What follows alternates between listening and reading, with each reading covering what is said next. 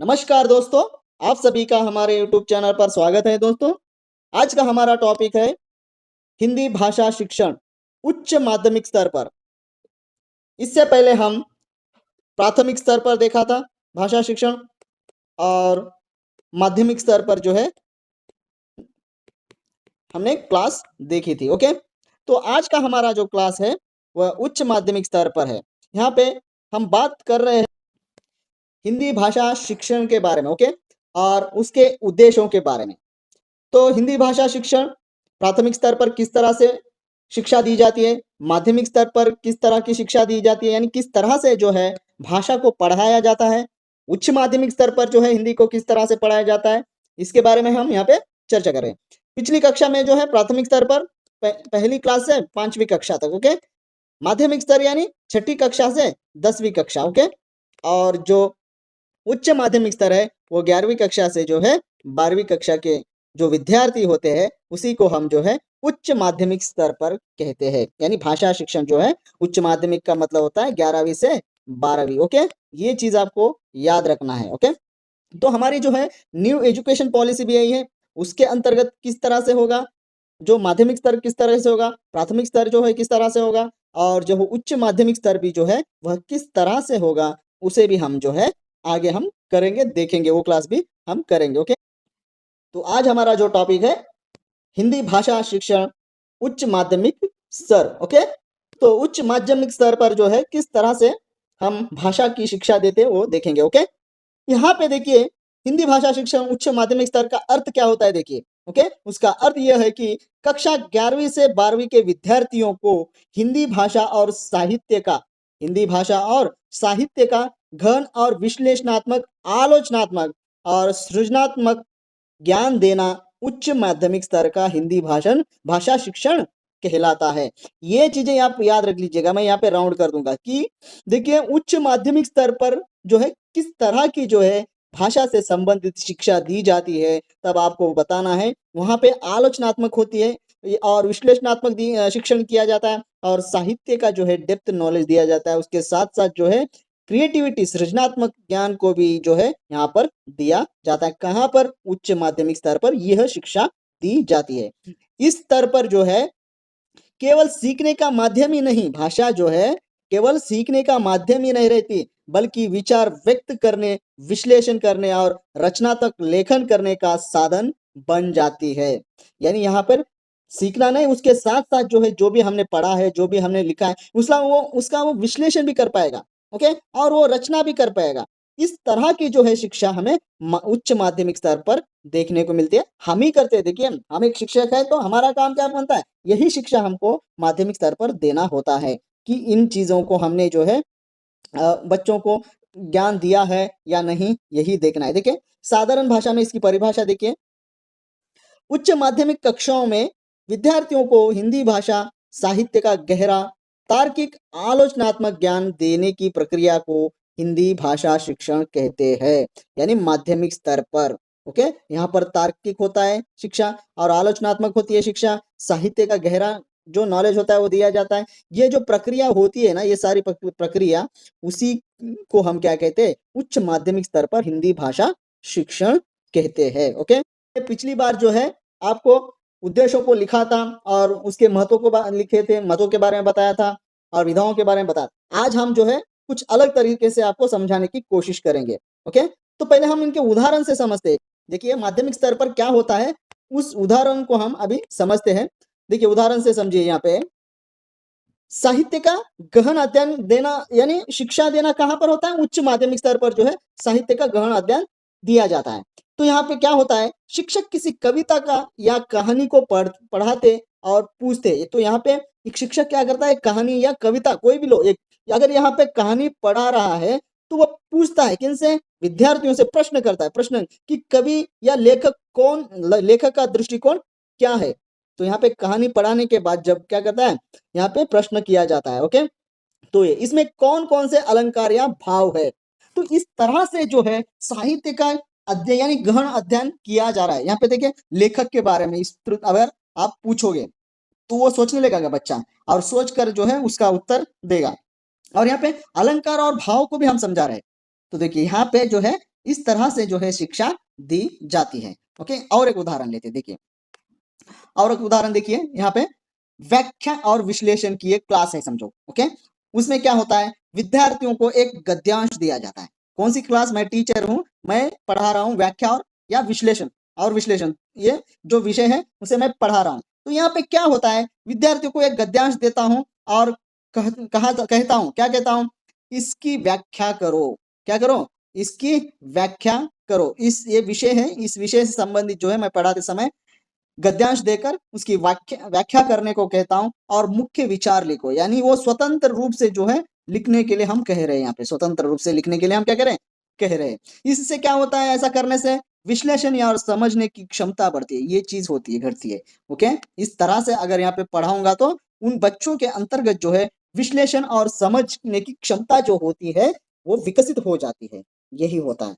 चलिए और एक उदाहरण लेते हैं आपको समझाने के लिए। देखिए उदाहरण है वाद विवाद। विषय है क्या है, वाद विवाद और प्रस्तुति विषय है। यहाँ पे शिक्षक क्या कर रहा है, शिक्षण का मतलब ही जो है शिक्षा देना। तो शिक्षक क्या कर रहा है, शिक्षक क्या करता है, कक्षा में विषय दिया जाता है। वाद विवाद में क्या करता है, शिक्षक कक्षा में एक विषय देता है। ऑनलाइन शिक्षा बनाम पारंपरिक शिक्षा, ये जो है विषय जो है कक्षा में शिक्षक ने दे दिया। तो विद्यार्थी क्या करते हैं, विद्यार्थी तर्क देकर अपने विचार जो है प्रस्तुत करते हैं।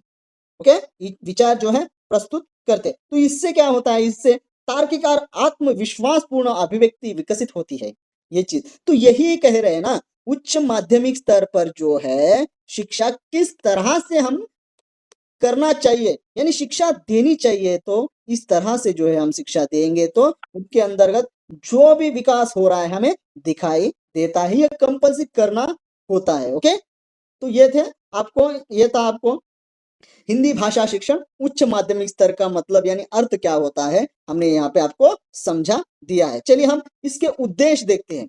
देखिए भाषा शिक्षण के जो है उद्देश्य होते हैं, भाषा शिक्षण के शिक्षण, ओके, भाषा शिक्षण के उद्देश्य होते हैं। ओके, भाषा शिक्षण के उद्देश्य होते हैं, परंतु वही उद्देश्य जो है अलग अलग स्तर पर अलग अलग होता है। यानी प्राथमिक स्तर पर अलग होता है, प्राथमिक स्तर पर अलग होता है। ओके, माध्यमिक स्तर पर अलग होता है। ओके, माध्यमिक स्तर पर अलग होता है और उसके साथ साथ जो है उच्च माध्यमिक स्तर पर भी अलग होता है। ये सारी चीजें मिलने के बाद हम क्या कहते हैं, भाषा शिक्षण के उद्देश्य कहते हैं। तो अगर आपको प्राथमिक स्तर के उद्देश्य पूछे जाए तो आप जो वहां पे विकल्प पूछा जाता है एमसीक्यूज में, जो दिया जाता है, जो ऑप्शन दिया जाता है, आपको प्राथमिक स्तर का ही ऑप्शन ढूंढना पड़ेगा, माध्यमिक स्तर का नहीं ढूंढना पड़ेगा। ओके, माध्यमिक स्तर का पूछा गया तो माध्यमिक स्तर का ढूंढना है, उच्च माध्यमिक पूछा गया तो उच्च माध्यमिक का ही आपको ढूंढना होता है। इसे ही कहते हैं भाषा शिक्षण के उद्देश्य, वो भी हम देखेंगे। तो चलिए आगे बढ़ते हैं।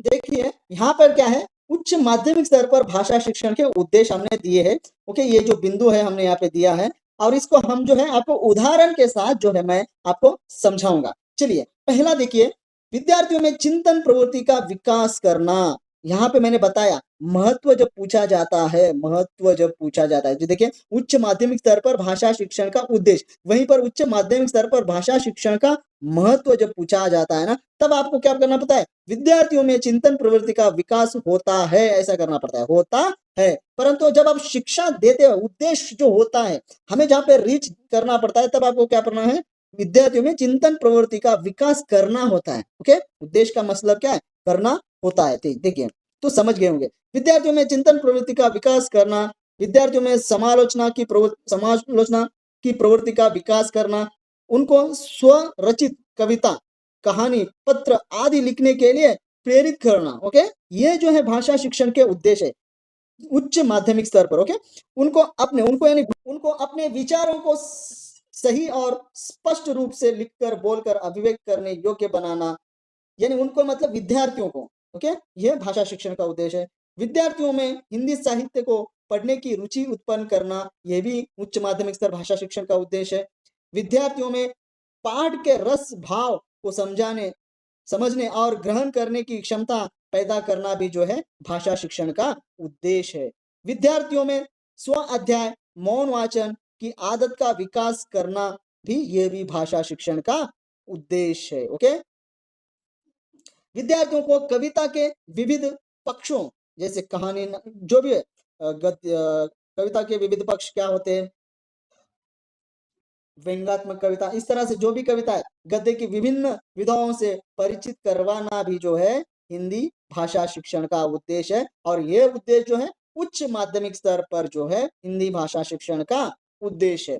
देखिए यहाँ पर जो है हमने इतनी बड़ी-बड़ी जो है यानी वाक्य बनाकर जो आपको यहाँ पर हमने बताया है। यही क्या होता है, देखिए यही जो है आगे क्या होता है, देखिए मैं बोल देता हूँ आपको। हमने टाइटल क्या लिया है यहाँ पर, हमने चिंतन प्रवृत्ति का विकास। इन चिंतन प्रवृत्ति का विकास अगर आपको पूछा जाएगा हिंदी भाषा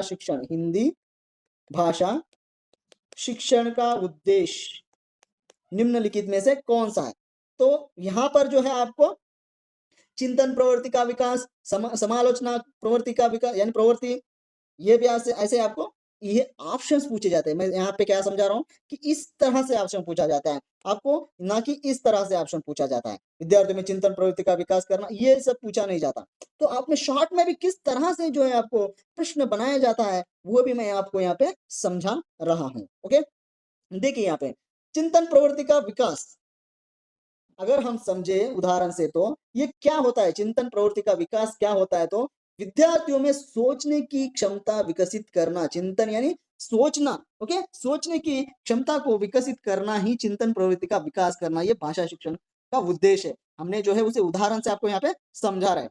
तो ये उदाहरण क्या होता है, शिक्षक प्रश्न पूछते हैं, कवि ने प्रकृति को सुंदर क्यों कहा, तो वो क्या करेगा, जैसे भी हम इस तरह से प्रश्न पूछेंगे वो सोचने लगेगा। ओके, सोच कर क्या करेगा, विद्यार्थी खुद सोच कर क्या करता है, उत्तर देता है। हम जब भी पढ़ाते हैं, यह जो है चिंतन प्रवृत्ति का विकास होना भी हिंदी भाषा शिक्षण का उद्देश्य है, और यह जो उद्देश्य है उच्च माध्यमिक स्तर का है। ओके, चलिए अगला देखिए, समालोचना यानी आलोचना प्रवृत्ति। ओके, समालोचना या आलोचना की प्रवृत्ति, तो इसके अंतर्गत क्या होता है, सही गलत का विश्लेषण करने की क्षमता को विकसित करना होता है आपको। सही गलत ये चीज आपको याद रखना है। तो उदाहरण देखिए, विद्यार्थियों से पूछा जाता है कि हम विद्यार्थी से पूछते हैं इस कहानी के गुण दोष क्या है, यानी दो भी पूछ रहे हैं, पॉजिटिव भी पूछ रहे हैं, नेगेटिव भी पूछ रहे हैं। तब क्या होगा, आलोचना क्षमता को हम क्या कर रहे हैं यहाँ पे, विकसित कर रहे हैं, विश्लेषण करने के लिए क्षमता का जो है विकास हम यहाँ पे कर रहे हैं। तो यहाँ पे विद्यार्थी क्या करेगा, आलोचनात्मक सोच विकसित करता है। आलोचनात्मक सोच क्या करता है, विकसित होता है यहाँ पे। ओके, यही हम समझा रहे हैं, यही जो है हिंदी भाषा शिक्षण का उद्देश्य है। ओके, और हम यहाँ पर जो है उच्च माध्यमिक स्तर के जो उद्देश्य है उन्हीं को यहाँ पर हम देख रहे हैं। ओके, देखिए अगला है सृजनात्मक लेखन के लिए प्रेरित करना, यह भी जो है हिंदी भाषा शिक्षण का उद्देश्य ही है। ओके, विद्यार्थियों को खुद लिखने के लिए जो प्रेरित करते हैं ना, उसी को हम सृजनात्मक लेखक के लिए प्रेरित करना कहते हैं। जब वो खुद से लिख रहा है, मैंने भी क्या किया था, जब मैं यानी पीजीटी में जब ज्वाइन हुआ था, उस समय मैंने क्या किया था, बच्चों को खुद की कहानी लिखने को कहता था, खुद की कहानी कविता बच्चों ने बहुत अच्छी तरह से वह भी लिखा था। ओके, ये है होता है शिक्षण। ओके, सृजनात्मकता का कहना है, यह शिक्षण को सृजनात्मक शिक्षण कहते हैं। तो उदाहरण देखिए, विषय दिया जाता है मेरा सपना, यह एक विषय है, और विद्यार्थी को कहा जाता है कि विद्यार्थी कविता कहानियां निबंध लिखते हैं, यानी उसको कहा जाता है जो आपको कविता लिखना है उसके ऊपर कविता लिख सकते हैं, कहानी लिखना है तो कहानी लिख सकते हैं, निबंध लिखना है तो निबंध भी लिख सकते हैं। ओके, हम इस तरह से उन्हें जो है बताते हैं, यही सृजनात्मक जो लेखन है, यहीं से जो है वो प्रेरणा लेके आगे जाकर बड़े बड़े जो है लेखक भी बन सकते हैं। ये हमारा भाषा शिक्षण का एक उद्देश्य ही हमें करना होता है। ओके, करना होता है, इस चीज को आप याद रखिएगा। ओके, अगला है हमारा विचारों को स्पष्ट रूप से व्यक्त करना, ये भी भाषा शिक्षण का उद्देश्य है। विचारों को स्पष्ट रूप से व्यक्त करना, क्या ये भाषा शिक्षण का उद्देश्य है सर? हाँ भाई, ये भाषा शिक्षण का उद्देश्य है। अगर वो स्पष्ट रूप से जब वो अपने भाव को अभिव्यक्त नहीं कर पा रहा है, तो वो भाषा कब सीखे जैसा नहीं है ना, तो उसे भाषा पर उतना जो है नॉलेज नहीं मिला है। ओके, इसलिए वो अभिव्यक्त नहीं कर रहा है, उनको उच्चारण दोष है उसके अंतर्गत। ओके, तो वो समझ नहीं पा रहा है, उच्चारण दोष रहेगा तो समझ नहीं पाएगा ना, तो वही है। ओके, तो अपने यहाँ पे क्या होता है, अपने विचार सही और स्पष्ट तरीके से बोलना या लिखना होता है। ओके, बोलना या लिखना होता है। देखिए जैसे उदाहरण देखिए, विद्यार्थी कक्षा में किसी विषय पर भाषण देते हैं, तो ऑनलाइन शिक्षा के लाभ, ऐसा अगर हम एक विषय देंगे, इसके ऊपर अगर बच्चा बोल रहा है, लिख कर जो है समझा रहा है निबंध के माध्यम से, तो यह जो है उद्देश्य हमारा हो कंप्लीट हो गया। जैसा भाषा शिक्षण का एक उद्देश्य हमने कंप्लीट कर लिया, ऐसा आप समझ सकते हो। ओके, देखिए आपको ये सारी चीजें जो होती है विद्यार्थियों के अंतर्गत आपको देखने को मिलती है। जब आप ये भाषा शिक्षण पढ़ रहे हो ना, बस आप दिमाग में रखिए कि बच्चे में आप देखिए ना, कोई अगर टीचिंग कर रहा है तो उसको भली भांति आप समझ सकते हैं, आप देख भी चुके होंगे।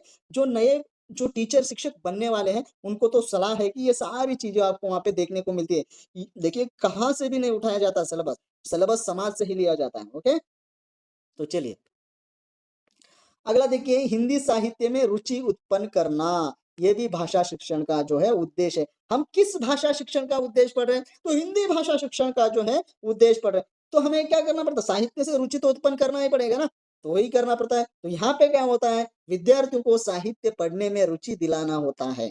ओके, उनको मोटिवेट करना होता है। ओके, उनको प्रेरित करना होता है कि आप साहित्य पढ़ने में रुचि ले सके। तो हम कब उनको यह रुचि दिला सकते हैं? तो हम जब कक्षा में जाकर जब एक कविता को जब हम पढ़ रहे होते हैं, साधारण तरीके से ना पढ़कर उसे गेयात्मक रूप में पढ़कर उतार चढ़ाव के माध्यम से जब आप कविता को समझाओगे ना, वो बच्चे में रुचि पैदा हो जाएगी साहित्य के प्रति। ये 100% मैं बोल रहा हूँ। ओके, तो उदाहरण देखिए, शिक्षक रोचक कहानियां कविता पढ़ाते हैं जिससे बच्चे और पढ़ने के लिए प्रेरित होते हैं।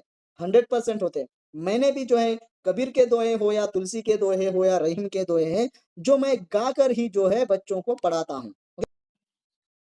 यह भी जो है हमारा भाषा शिक्षण का एक उद्देश्य है। ओके, अगला देखिए, रस भाव को समझने की क्षमता। जब हम हास्य रस को जब हम पढ़ा रहे हैं, बच्चा जो है हंसता ही नहीं है, तो उसकी उस हास्य या उस भाव का जो है रस भाव का समझने की क्षमता का विकास हुआ है क्या? नहीं हुआ है। ओके, इस तरह से जो है उसी उस क्षमता को भी हमें क्या करना है? विकसित करना होता है। यही भाषा शिक्षण का उद्देश्य होता है। तो देखिए यहाँ पर क्या होता है, साहित्य के भाव, रस, अलंकार आदि को समझाना होता है। आदि को क्या करते हैं हम? समझाते हैं। ओके, रस भाव अलंकार को समझाते हैं।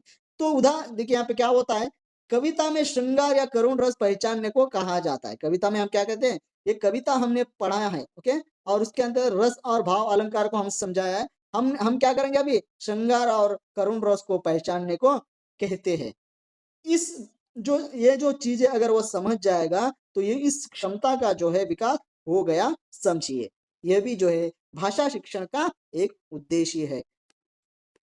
देखिए अगला जो देखिए भाषा शिक्षण का उद्देश्य देखिए, स्व अध्याय और मौन वाचन की आदत, स्वयं पढ़ने की आदत विकसित करना ही क्या है? स्व अध्याय या मौन वाचन की आदत है। ओके, तो यहाँ पर क्या होता है, कक्षा में 10 मिनट का जो साइलेंट जो मौन वाचन कराया जाता है, उसी को हम क्या कहते हैं? भाषा शिक्षण का उद्देश्य कहते हैं। वही भाषा शिक्षण का उद्देश्य स्व अध्याय और मौन वाचन कहलाता है। अगला देखिए, अगला है विभिन्न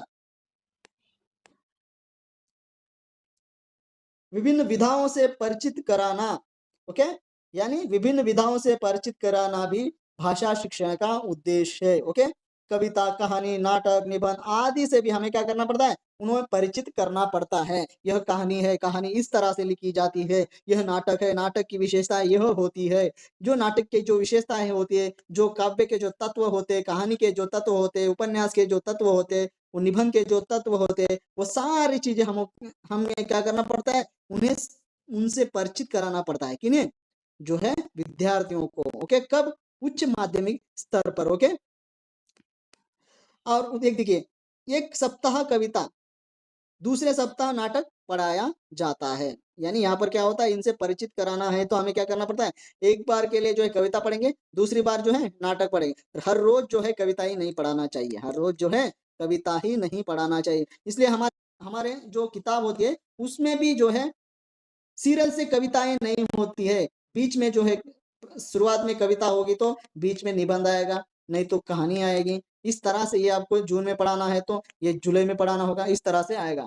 यही जो है भाषा शिक्षण का जो है उद्देश्य है। ओके, आगे देखिए, भाषा उच्च माध्यमिक स्तर पर भाषा शिक्षण का महत्व। महत्व देखिए मैंने इससे पहले बताया था। ओके, हमें यहाँ क्या करना पड़ता है, वहां पे कराना पड़ता है, यहाँ पे हो जाता है। महत्व यानी वो आ जाना चाहिए यहाँ पे। तो विद्यार्थी में स्वरचित कविता, कहानी, पत्र आदि लिखने की योग्यता का विकास होता है, यही जिसका महत्व है।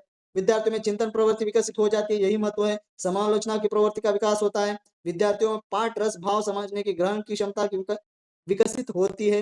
विद्यार्थियों में स्वाध्याय और मौन वाचन की आदत का विकास भी हो जाता है। विद्यार्थी गद्य की विभिन्न विधाओं से परिचित हो जाते हैं। यहाँ पे करना नहीं पड़ता है, यहाँ पे करना नहीं पड़ता है। करना कब पड़ता है भैया, करना जो है जब आप शिक्षण करते हो यानी टीचिंग करते हो, तब आपको करना पड़ता है। टीचिंग होने के बाद जब उस महत्व के बारे में जब हम जांचते, मूल्यांकन करते कि इसमें विकसित हुआ है या नहीं, तो वो किससे पता चलता है, जो मूल्यांकन से जो है पता चलता है कि भाषा शिक्षण का जो महत्व है वो फुलफिल हुआ या नहीं। तब जाके देखिए विद्यार्थी गद्य की विभिन्न विधाओं से परिचित हुआ या नहीं, मूल्यांकन से पता चल जाता है और ये महत्व जो है फुलफिल हो गया समझिए। आगे देखिए, वह अपने विचारों को सही और स्पष्ट रूप से लिखकर बोलकर अभिव्यक्त करते हैं, ये भी महत्व है। विद्यार्थी हिंदी की पाठ्य पुस्तकों के अतिरिक्त हिंदी साहित्य को पढ़ने में रुचि लेते हैं, ये भी जो है भाषा शिक्षण का एक महत्व है। महत्व कब फुलफिल होता है, जब आप शिक्षा देते हो शिक्षण, तब जो है वह सीख लेता है तो फुलफिल हो जाता है। ओके, वह तो हुआ।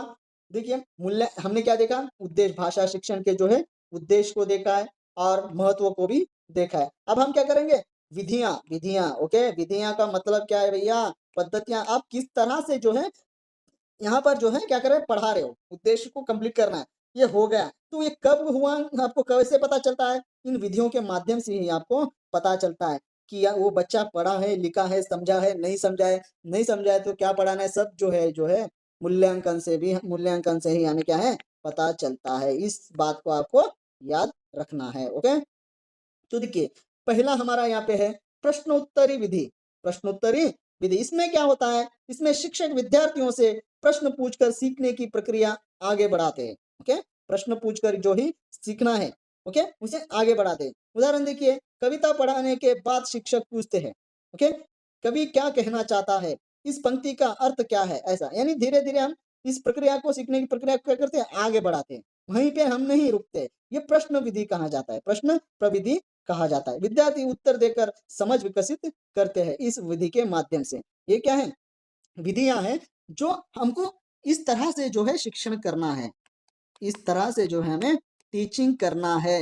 ये विधि है बेटा, ये विधि प्रश्नोत्तर विधि के माध्यम से आपको पढ़ाना है। जब भी आप कविता पढ़ाए तो बीच बीच में पंक्ति का भाव पूछियो, कभी क्या कहना चाहते हैं पूछिए, नहीं तो आखिर में पूछिए। ये जो है पद्धति है बेटा, पद्धति पढ़ाने की जो है पद्धति है, स्टाइल भी कह सकते हैं आप, पढ़ाने का स्टाइल भी कह सकते हैं। पढ़ाने का स्टाइल नहीं, बाल ऊपर करके पढ़ाने का नहीं बेटा।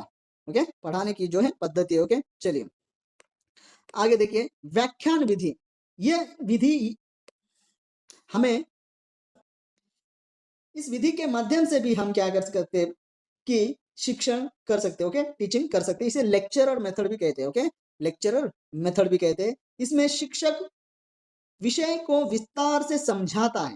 ओके, एक विषय दिया जाता है, विषय होता है, उसको क्या करता है, एक विस्तार से समझाता है। उदाहरण देखिए, शिक्षक छायावाद के बारे में पूरी जानकारी देता है। छायावाद क्या है, उसका जो उद्भव कब हुआ है, उसकी विशेषताएं क्या है, उनके कवि कौन है, यानी देखिए छायावाद के कवि कौन है, ओके, उसकी विशेषताएं क्या है, ओके, विशेषताएं क्या है, ओके, और उसके साथ साथ जो छायावादी कविताएं किस तरह से होती है वो भी पढ़ाया जाएगा। ओके, उसका उद्भव, छायावाद का उद्भव कब हुआ है, यह भी पढ़ाया जाता है। ये जो है व्याख्यान विधि में होता है। छायावाद के बारे में जब आप लेक्चर दे रहे होते, यानी व्याख्यान दे रहे होते हैं, उस समय ये सारी चीजें आप जो है विस्तार से समझाते हैं, शुरू से लेकर आखिर तक। इसे ही क्या कहते हैं, व्याख्यान विधि कहते हैं। यह भी भाषा शिक्षण की विधि है। यहाँ पे शिक्षा दी जा रही है ना, साहित्य के बारे में यहाँ पे जानकारी मिल रही है ना, तो शिक्षा हो रही है या नहीं, हो रही है। ओके, नेक्स्ट है विश्लेषण विधि। विश्लेषण विधि क्या कहती है, इसमें विषय को भागों में बांटकर गहराई से समझाया जाता है। यानी एक चैप्टर को हम 2-3 भाग में कर कर बच्चों को पढ़ाते हैं। ओके, पढ़ाते उसे और समझाते हैं गहराई से। कैसे, देखिए उदाहरण देखिए, किसी कविता को लेकर अगर अलंकार एक बार पढ़ाया जाए, रस भाव अलग अलग समझाना होता है। इसके अंदर रस और अलंकार एक साथ समझाओगे तो बच्चा जो है कंफ्यूज हो जाएगा। यानी रस को एक बार समझाओगे, अलंकार को एक बार समझाओगे और भाव जो है पहले भाव को बताओगे। इस तरह की जो है यहाँ पे भाषा की शिक्षा दी जाती है। किस विधि का उपयोग करके, विश्लेषण विधि का उपयोग करके हम जो है याद रखें। देखिए यहाँ पे आपको प्रश्न पूछा जाता है, यहाँ पे भी प्रश्न बन सकते, कैसे मैं बता रहा हूँ। यहाँ पे प्रश्न बनता है कि किस विधि के अंतर्गत जो है भाषा शिक्षण में भागों में बांटकर जो है शिक्षा दी जाती है। देखिए भाषा शिक्षण, देखिए भाषा शिक्षण किस विधि में भागों में बांटकर जो है उसकी शिक्षा दी जाती है, भाषा की शिक्षा भागों में बांटकर दी जाती है, ऐसा प्रश्न पूछा जाएगा तो वो होगा विश्लेषण विधि, इसका जो है प्रश्न यानी उत्तर होगा। देखिए इस तरह से प्रश्न पूछा जा सकता है, ये आपको याद रखना है। ओके, यहाँ पे देखिए परिचर्चा विधि। ओके, यहाँ भी पूछा जा सकता है प्रश्न। प्रश्न ऐसा पूछा जाता है, इसमें पूरी कक्षा को मिलकर किसी विषय पर चर्चा करना है। किस विषय क्या यानी सॉरी किस विधि के अंतर्गत जो है भाषा की शिक्षा कक्षा के सभी छात्र मिलकर एक विषय पर चर्चा करते हैं, तो यह कौन सी विधि है? इस तरह से अगर आपको प्रश्न पूछा जाए तो इसका जो सही उत्तर होगा वाद विवाद विधि नहीं, वाद विवाद विधि नहीं, परिचर्चा विधि। इस तरह से प्रश्न पूछा जाता है, मैं इसलिए आपको बार बार बता रहा हूँ। ओके, देखिए इसमें पूरी कक्षा मिलकर किसी विषय पर चर्चा करते थे कि विषय है सोशल मीडिया का प्रभाव। ओके, विद्यार्थी अपने अपने विचार जो है व्यक्त करते हैं, तो अपने अपने विचार व्यक्त करते हैं, यही जो विधि कहलाती है परिचर्चा विधि कहलाती है। अगली विधि देखिए वाद विवाद विधि। ओके, इसमें जो है दो पक्ष बनाकर तर्क वितर्क किया जाता है, यानी दो टीम बनाया जाता है, दो टीम समझो आप, दो टीम कह सकते हैं। ओके, दो टीम कहकर बनाकर जो है तर्क वितर्क किया जाता है। ओके, तो उदाहरण देखिए विषय है ऑनलाइन शिक्षा बेहतर और ऑफलाइन या ऑफलाइन दोनों में कौन सी शिक्षा जो है अच्छी शिक्षा है, ऐसा जो है विषय दिया गया, समझो दो पक्षों में बांटा गया और चर्चा हो रही है, वाद विवाद हो रहा है। एक समूह पक्ष में दूसरा विपक्ष में बोलता है। ओके, एक में दूसरा, एक अगर कहेगा कि ऑफलाइन विधि सही थी, दूसरा कहेगा नहीं नहीं ऑनलाइन विधि जो है सही है, ऐसा कहे, वो वाद विवाद चलता है। इसके माध्यम से जो है क्या होता है, इस माध्यम से शिक्षा दी जाती है। ओके, यहाँ पर क्या हो रहा है, भाषा शिक्षण का भाषा शिक्षण दिया जा रहा है। ओके, उसी तरह से जो है व्यास विधि है, आगमन विधि है।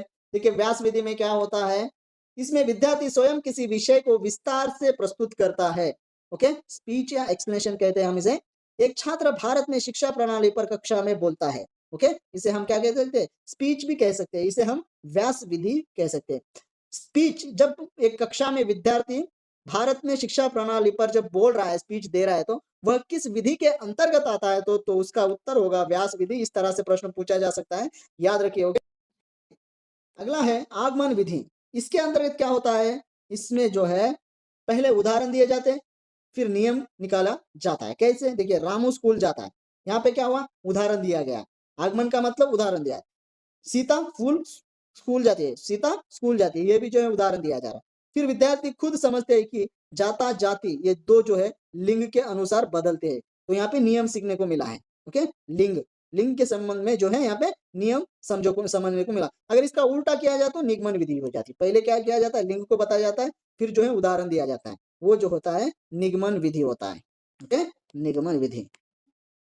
देखिए यहाँ पे निगमन विधि दिया है, पहले नियम बताया जाता है, फिर उदाहरण दिए जाते हैं। शिक्षक पहले बताते हैं संज्ञा वह शब्द है जो किसी व्यक्ति स्थान वस्तु का नाम हो, तो फिर उदाहरण देते हैं, तो उसे क्या कहा जाता है, संज्ञा कहा जाता है, ऐसा हमने बताया। फिर उदाहरण देता है रामू, दिल्ली, किताब, ये क्या है, निगमन विधि है।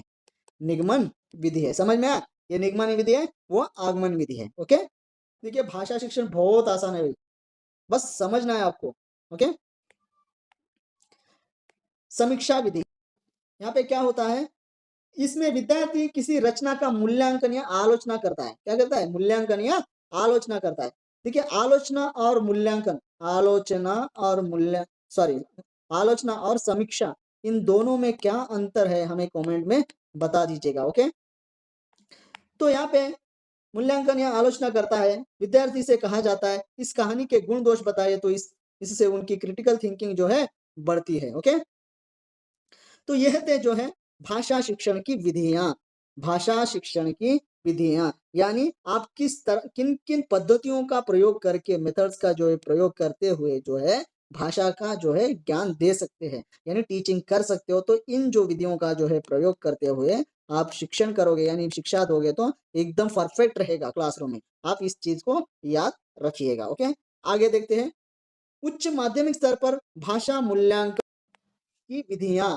तो उसमें परीक्षण, निरीक्षण, साक्षात्कार, प्रश्नावली, जांच सूचियां, मापने, अभिलेख। तो मूल्यांकन जो होता है जांचने के लिए होता है कि भाषा की शिक्षा कहाँ तक बच्चे में विकसित हुई है। यही देखने के लिए हम क्या करते हैं, इन सारी विधियों का प्रयोग करते हैं। मूल्यांकन, ये मूल्यांकन विधि है, वो शिक्षण विधि है। इससे पहले जो बताया वो शिक्षण विधि है, ये मूल्यांकन विधि है, मूल्यांकन विधियां है। ओके, हम उन्हें जो है एक एक कर कर देखेंगे। देखिए, पहला परीक्षण यानी टेस्ट, लिखित या मौखिक परीक्षा के माध्यम से ज्ञान जांचना, यानी कहाँ तक जो है भाषा शिक्षण जो है कंप्लीट हुआ, पूर्ति हुआ, वो देखने के लिए हम क्या करते हैं, मौखिक परीक्षा के माध्यम से, लिखित या मौखिक परीक्षा के माध्यम से जांचते हैं। उदाहरण देखिए, शिक्षक परीक्षा में प्रश्न देते हैं, गद्यांश पढ़कर प्रश्नों के उत्तर लिखे। तो परीक्षण में इस तरह के प्रश्न दिए जाते हैं, वो चीज भी आपको याद रखना।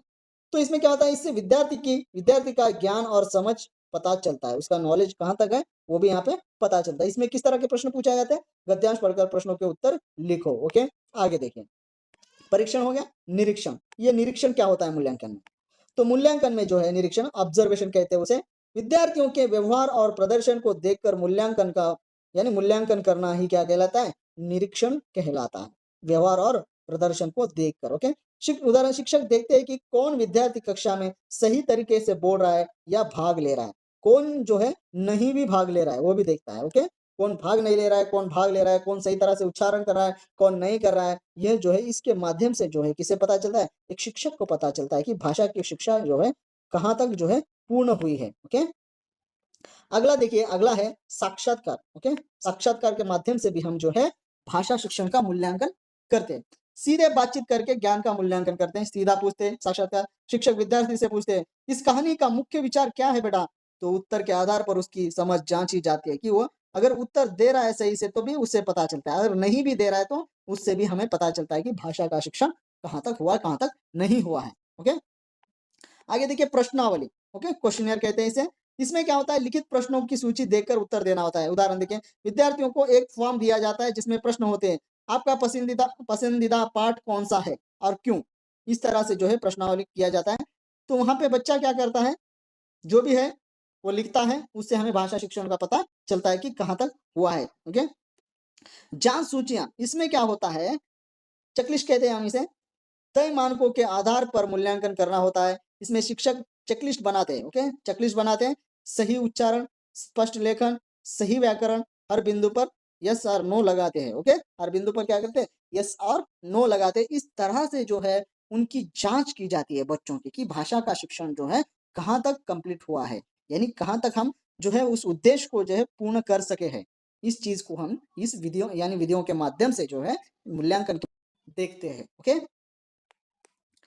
अगला है मापनी। ओके, मापनी में क्या होता है, या अंक या स्तर देखकर मूल्यांकन किया जाता है, अंक रेटिंग स्केल कहते हैं हम इसे। ओके, भाषण के लिए अंक देना, 5 बहुत अच्छा, 4 अच्छा, 3 सामान्य, इस तरह से जो हम जो है अंक देकर उसका मूल्यांकन करते हैं कि भाषा शिक्षण कहाँ तक जो है कंप्लीट हुआ है, उद्देश्य जो है पूर्ण हुआ है। ओके, अगला अभिलेख, इसमें क्या होता है, इसमें विद्यार्थियों को प्रगति का रिकॉर्ड रखना होता है। प्रगति का क्या है, रिकॉर्ड, प्रगति का मतलब डेवलपमेंट का। ओके, प्रोग्रेस का रिकॉर्ड रखना पड़ता है। ओके, शिक्षक प्रत्येक विद्यार्थी की फाइल बनाते हैं, हर विद्यार्थी की एक फाइल बनाते हैं। ओके, प्रोग्रेस कहते हैं हम आजकल, क्या कहते हैं, प्रोग्रेस कहते हैं। ओके, प्रोग्रेस कार्ड कहते हैं। ओके, प्रोग्रेस कार्ड कहते हैं।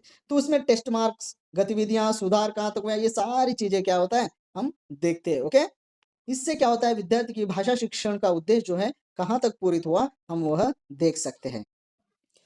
तो वो होते दोस्तों, अब हम देखेंगे भाषा शिक्षण के उद्देश्य। भाषा शिक्षण के उद्देश्य हमने इससे पहले भी भाषा शिक्षण के उद्देश्य देखे थे, परंतु वह स्तर के अनुसार देखा था। स्तर के अनुसार, स्तर का मतलब प्राथमिक स्तर पर, प्राथमिक स्तर पर, माध्यमिक स्तर पर भाषा शिक्षण के उद्देश्य देखे थे, और उच्च माध्यमिक स्तर पर जो है भाषा शिक्षण के उद्देश्य देखे थे। परंतु अभी हम क्या करेंगे, इन तीनों को मिलाकर वही पढ़ना होता है, इन तीनों को मिलाकर वही देखना होता है। उसके अंतर्गत जो है, इसके अंतर्गत आता है भाषा शिक्षण के उद्देश्य के अंतर्गत। इसलिए मैं क्या करता हूँ, यह जो है मैं यहाँ पर आपको दिखा देता हूँ, बस आपको यहाँ पर पढ़ लेना है। ओके, मैं स्लोली क्या करता हूँ, धीरे धीरे ऊपर की ओर लेके जाता हूँ, बस आपको पढ़ना है और हो सके तो इसे प्रैक्टिस कर लीजिएगा। ओके, मैं यही आपको जो है यहाँ पे धीरे धीरे करते हुए ऊपर की ओर ले जाऊँगा, आप उसे पढ़ लीजिएगा, ओके?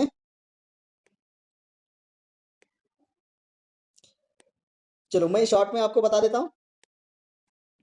भाषा शिक्षण के उद्देश्य में क्या करना होता है? भाषाई कौशलों का सुनना, बोलना, पढ़ना, लिखना, विकास करना होता है, शुद्ध उच्चारण, वर्तनी सिखाना, अभिव्यक्ति, ये सारी चीज़ें हमने इससे पहले पढ़ा ना। लक्ष्य विद्यार्थी में हिंदी साहित्य के प्रति रुचि, सृजनात्मकता, नैतिक मूल्यों का बौद्धिक विकास, विचारों को स्पष्ट व्यक्त करना, ये सारे हमने जो है प्राथमिक, माध्यमिक सब मिलाकर आप देखोगे तो ये सारी चीज़ें वहाँ पे मिल जाएगी। वो सारी चीज़ें एक इसमें आ जाती है। वहाँ पे क्या होता है? स्तर के अनुसार हमने पढ़ा है, यहाँ पे क्या होता है? ये सारी पूरे तीनों स्तरों का एक ही जगह आ जाता है, ओके? यहाँ पे बौद्धिक कौशलों का विकास, ओके? आगे देखिए, उच्चारण उच्चारण एवं लेखन, अभिव्यक्ति क्षमता, अर्थ ग्रहण करना, शब्द भंडार में वृद्धि, सृजनात्मकता, साहित्य में रुचि, नैतिक व मानवीय मूल्य, ये सारी चीजें जो है भाषा शिक्षण के उद्देश्य है, ओके? ये था हमारा यूनिट 2 से संबंधित क्लास, ओके? हम आगे देखेंगे अच्छे शिक्षण की विशेषताएं। अच्छे शिक्षण की विशेषताओं को अगली क्लास में देखेंगे। वो भी बहुत आसान है। देखिए मैं बहुत ही आसान पढ़ा रहा हूँ ऐसा मुझे लगता है। अगर किसी को समझ में नहीं आ रहा तो आप कमेंट में बता सकते हैं। इतना आसान पढ़ा रहा हूँ कि इजी से आप समझ सकते हो, ओके? कोई भी यहाँ पर जो है किताबी भाषा का प्रयोग नहीं कर रहा हूँ। अगर उस तरह से अगर मैं पढ़ाऊंगा तो आप समझ नहीं पाओगे, ओके? तो मैं यहाँ पे क्या कर रहा हूँ, जो निजी जीवन से संबंध संबंध करके जोड़कर, निजी जीवन से जोड़कर जो है आपको यहाँ पे पढ़ा रहा हूँ, ताकि आपको आसान हो जाए। यही कॉन्सेप्ट होता है। ये कॉन्सेप्ट अगर आप सीख लिए तो समझो बाकी का पूरा जो है आपको आ जाएगा, कोई दिक्कत नहीं होगी, ओके? धन्यवाद दोस्त, हमारे यूट्यूब चैनल से जुड़े रहने के लिए। ऐसे ही जुड़ते रहेगा, आपका जो लक्ष्य है वो जल्द ही कंप्लीट हो जाएगा। अब मैं कहता हूँ जून 4 तक जो है भाषा शिक्षण जो है एमसीक्यूज, वो जो है किताब जो है शायद मिल जाएगी।